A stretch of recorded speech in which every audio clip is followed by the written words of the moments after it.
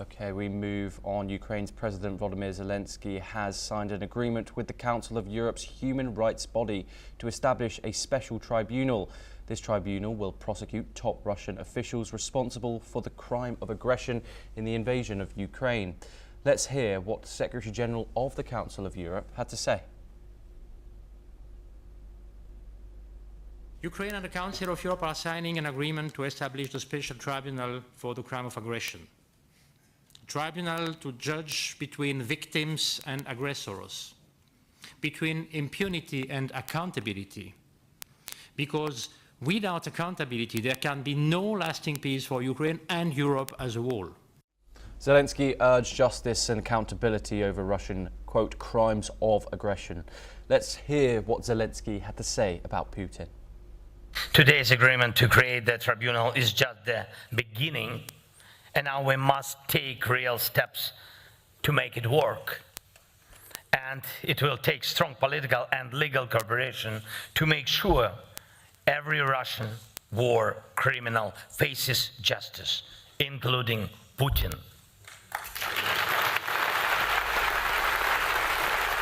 Meanwhile, US President Trump may send more Patriot missiles to Ukraine after meeting with Ukrainian President.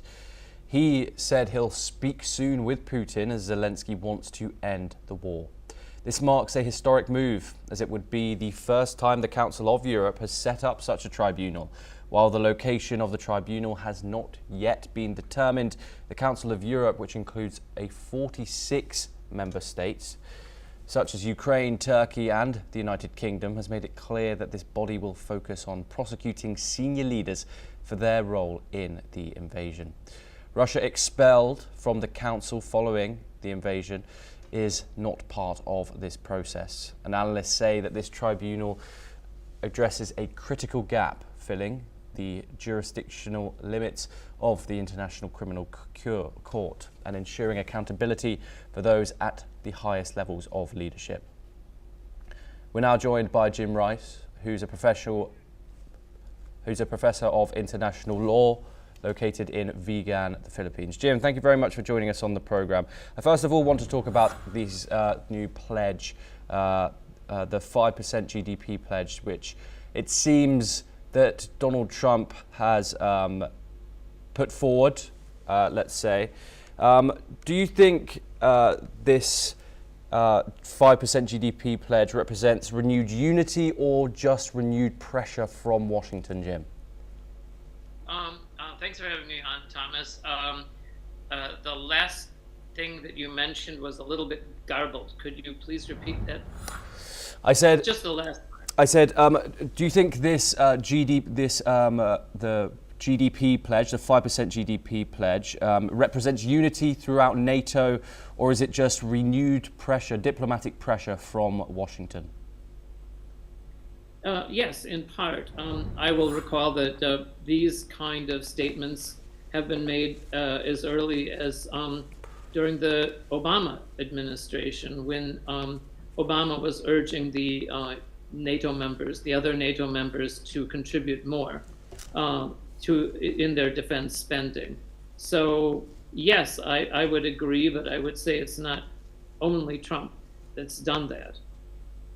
Yeah, and Jim, is Donald Trump's threat to Spain with trade, is that a sign of effective leadership, or is that coercive diplomacy, do you think?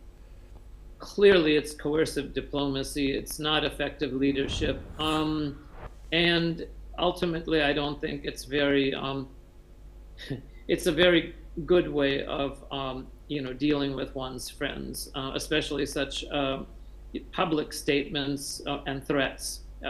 But it's typical Trump, I gotta say. And what about the poorer NATO countries that are involved in this alliance? 32 European countries in NATO, some of which are relatively poorer countries. Do you think they'll realistically to be able to meet this 5% goal? It doesn't sound like much, but we're talking about billions and billions of dollars here of their annual GDP. Do you think this is will just lead to creative accounting? I agree. I think it will be difficult for many nations in NATO, even including the United Kingdom, to meet these 5% targets, given the pressures that their budgets are under right now. But if I could just add, I'm very pleased to see that one good thing that has come out of this NATO conference has been this statement that you just read from Zelensky about the need for accountability for Russia's war crimes in the war against Ukraine.